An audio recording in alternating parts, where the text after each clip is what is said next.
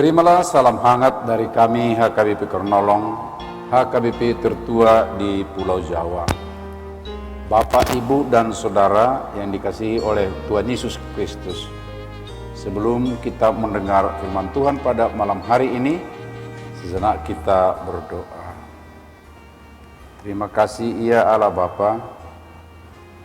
Inilah kami anak-anak-Mu yang telah bekerja sepanjang hari ini.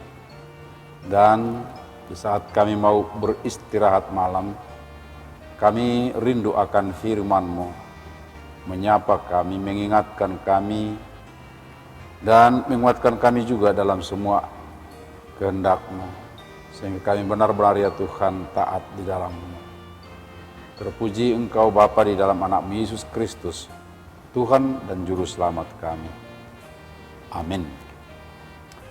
Firman Tuhan pada malam hari ini sesuai dengan Almanak HKBP tertulis dalam 1 Timotius 3 ayat 14 sampai 16 dan pembimbing renungan dari ayat 16. Dan sesungguhnya agunglah rahasia ibadah kita.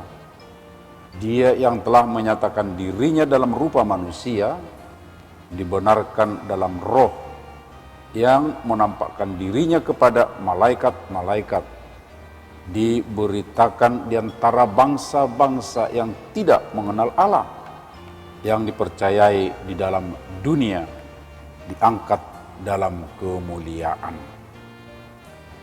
Keagungan rahasia ibadah kepada Kristus. Pasti amat senang bila pilihan atau milik kita yang terbaik, terbagus, terhebat, dan paling agung. Benar kan? Coba, mau nggak milikmu disebut biasa-biasa saja? Mungkin mau kalau biasa-biasa saja. Tapi kalau dikatakan tidak baik, jelek, paling rendah, pasti mengecewakan hati. Dan mungkin jadi menolak, ya kan? Namun malam ini untuk ibadah yang kita kenal lakoni selama ini, juga yang kita ajarkan kepada orang lain, sungguh punya rahasia yang amat agung. Kata rahasia maksudnya tidak semua orang dapat memahami, karena memang berupa misteri. Ya, dari kata mysterion dalam bahasa Yunani. Bagi orang yang tidak mau memiliki ibadah yang amat agung, tentu tidak akan mau memahami nilai dan kedalaman misteri ini. Sebaliknya, bagi orang yang cermat, orang yang ingin memiliki yang lebih agung, ya karena itu amat bijaksana memahami apa kedalaman nilai terkandung dalam ibadah orang Kristen itu. Setidaknya ada 6 rahasia ibadah Kristen menurut firman pada malam hari ini, yaitu hal mengenai Yesus Kristus yang adalah penyelamat. Yaitu pertama, bahwa Kristus adalah Allah yang telah menyatakan dirinya dalam rupa manusia. Yang kedua, ia dibenarkan dalam roh, bukan oleh benda buatan tangan atau yang duniawi. Yang ketiga, ia menampakkan dirinya kepada malaikat-malaikat dan para malaikat menyembahnya.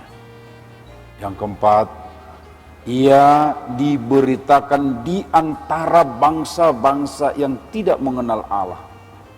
Inilah bahagian yang agung dalam rahasia ibadah, bahwa Kristus ditawarkan kepada bangsa-bangsa yang tidak mengenal Allah sebagai penebus dan juru selamat. Lalu yang kelima, bahwa ia dipercaya di dalam dunia, sehingga ia tidak diberitakan dengan sia-sia. Banyak orang bukan Yahudi menyambut Injil yang ditolak oleh orang Yahudi. Dan yang keenam, ia diangkat dalam kemuliaan ketika naik ke sorga. Ini memang terjadi sebelum Kristus dipercaya di dalam dunia. Lihatlah betapa agungnya penyembahan orang percaya kepada Kristus. Sebab Dia yang kita sembah itu bukan sembarang oknum, bukan materi, bukan hal duniawi, bukan milik satu bangsa saja. Dan paling utama lagi, Dia membawa kehidupan kekal. Adakah sesembahan yang lain yang begitu agung selain dalam Kristus? Karena itu, sobat renungan malam Shalom, bersukacitalah atasnya, sebab memperoleh kesempatan menetapkan pilihan sesembahan paling agung. Benar bahwa hal itu tidak akan dipahami oleh orang biasa, namun bagi orang beriman seperti kita ini, pasti tahu dan mempercayainya.